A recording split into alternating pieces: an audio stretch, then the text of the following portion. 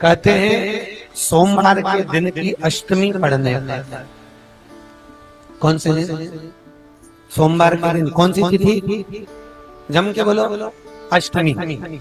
सोमवार के दिन अगर अष्टमी तिथि पड़े और उस दिन अगर 5 बेलपत्र भगवान शिव को समर्पित कर दी जाए तो व्यक्ति जो सोचकर जिस कामना से जिस मनवांछित फल के लिए बेलपत्र चढ़ाता है उसकी वो कामना मात्र 3 महीने में पूरी हो जाती। मात्र 3 महीने। एक बात बहुत सुंदर है, ध्यान रखिएगा थोड़ा सा। कभी अगर मौका लगे सोमवार की अष्टमी पड़ जाए, क्या पड़ जाए सोमवार की? जम के बोलो जरा।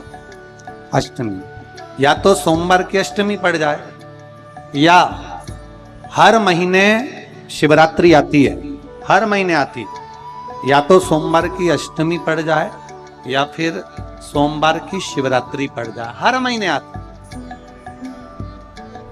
प्रयास करना कहीं से देसी गाय का दूध मिल जाए, थोड़ा सा दूध देसी गाय का मिल जाए, थोड़ा सा देसी गाय का थोड़ा सा दूध अगर प्राप्त हो जाए, बेलपत्री के पत्ते से दूध कटोरी में लेकर मात्र बेलपत्री के पत्रे से एक एक बूंद अगर दूध आप एक बूंद अगर ज्यादा ना मिला हो, 1 चम्मच भी अगर आपको दूध देसी गाय का मिल गया हो और सोमवार की अष्टमी पड़ जाए या सोमवार की जम के बोलो शिवरात्रि पड़ जाए, उसमें केवल अगर देसी गाय का दूध मिल जाए, जर्सी गाय का नहीं हो, देसी गाय का अगर दूध मिल जाए, बेलपत्री के पत्ते से तुम्हारे घर के अंदर अगर शिवलिंग है या मंदिर में शिवलिंग है या तुम्हारे नजदीक में कोई शिवलिंग है, उस पर बूंद बूंद एक एक बूंद अगर शिवलिंग पर दूध समर्पित कर रहे हो, श्री शिवाय नमस्तुभ्यम, नमः शिवाय या षडाक्षर मंत्र ओम नमः शिवाय या 33 अक्षर का मंत्र महामृत्युंजय मंत्र, इसका स्मरण कर कर शिव जी पर देसी गाय का दूध समर्पित कर कर इस बेलपत्री को अशोक सुंदरी वाली जगह पर अगर आप समर्पित कर देते हैं, फिर आप जिस भी चीज के लिए अप्लाई करें, मेरा देवाधिदेव महादेव आपका हाथ पकड़कर खींचकर आगे बढ़ा ही दो। मेहनत करना, कर्म पूरा करना, पढ़ाई अच्छी करना और पढ़ाई के साथ में विद्या अध्ययन करने के साथ में अच्छी मेहनत के साथ में देसी गाय का दूध भगवान शंकर को समर्पित करना, भगवान शंकर को समर्पित करना। देसी गाय का दूध धीरे धीरे धीरे धीरे समर्पित भावों के साथ आप समर्पित देसी गाय का दूध एक एक बूंद समर्पित कर, धीरे धीरे समर्पित कर। और देसी गाय का दूध जब धीरे धीरे समर्पित करें, बड़े रास्ते से आनंद से धीरे धीरे जब आप समर्पित करेंगे, बेलपत्री वही दूध में सनी हुई बेलपत्र अशोक सुंदरी वाली जगह पर, उस समय पर डंडी का भाग शिवलिंग की ओर नहीं होना चाहिए, उस समय पर डंडी का भाग जहां से पानी बहकर जाता है अशोक सुंदरी की ओर से, वहां पर होना चाहिए। कार्य में सफलता मिलती है। शिव तत्व को धारण। सोमवार की अष्टमी का मतलब आपको इंदौर की कथा में बताया था, जिस दिन शंकर और पार्वती के मिलन का दिवस, और केवल एक माता पार्वती के अकेले मिलन का नहीं, 64 योगनिया तक भगवान शंकर से मिलने के लिए आती। पीला चंदन लगाना, कितना लगाना है? बीच वाला जो पत्ता है उस पर पीला चंदन। जब आपको लगे कि मेरा जीवन बहुत कष्टमय, अब ये रोग, अब ये कष्ट दूर ही नहीं हो रहा, अब ये आए दिन तकलीफ पर तकलीफ बढ़ती जा रही है, आए दिन रोग बीमारी, पैसा घर में बच नहीं रहा, बहुत कष्टमय जीवन है, इसमें लगाओ पीला चंदन बेलपत्री की बीज पत्ती महाराज। और बीज पत्ती पर जब चंदन लग जाए, लगने के बाद में ये दोनों पत्ती पर लाल चंदन लगा लीजिए।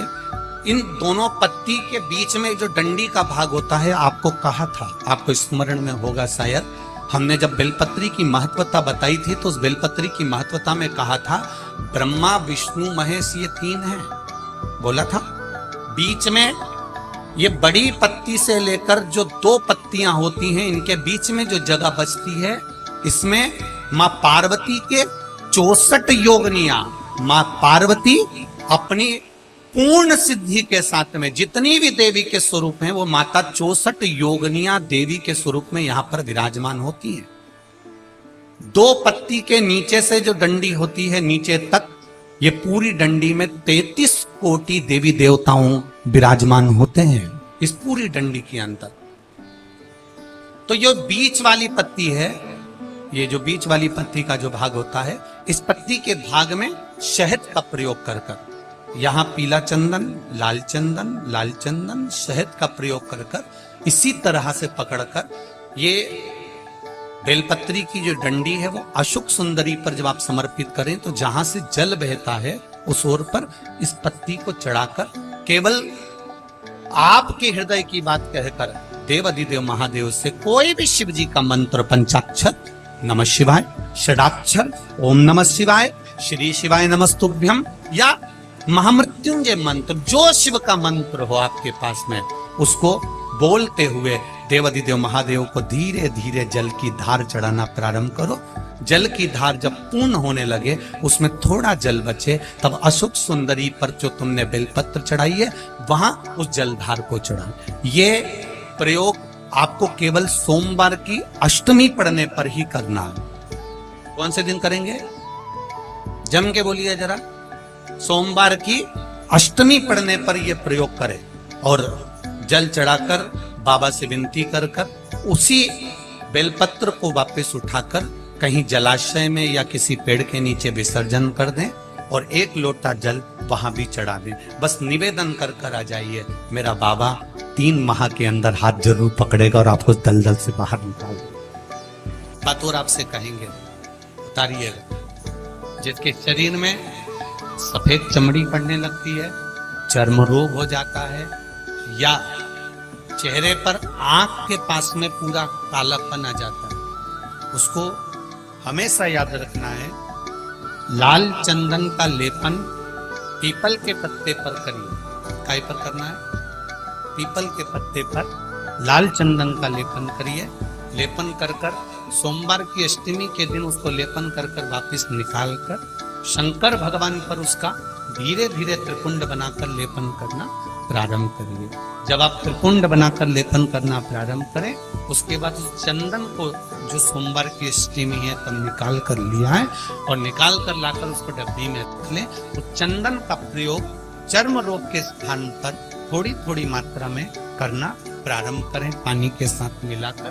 परंतु चंदन को केवल 6 से 7 दिन में प्रयोग करिएगा, ज्यादा नहीं। धीरे धीरे चमड़ी, परंतु उसको सोमवार की अष्टमी के दिन सिद्ध कर कर बनाना है। उसको सोमवार की अष्टमी के दिन चढ़ाना है श्री शिवाय नमस्तुभ्यम या ओम नमः शिवाय या पंचाक्षर मंत्र या महामृत्युंजय मंत्र, जो आपको आता, शिव जी का जो नाम आपको याद हो उसको बोलकर चढ़ा, उसको लिया, फिर उसको अपने शरीर पर लगाना प्रारंभ करो।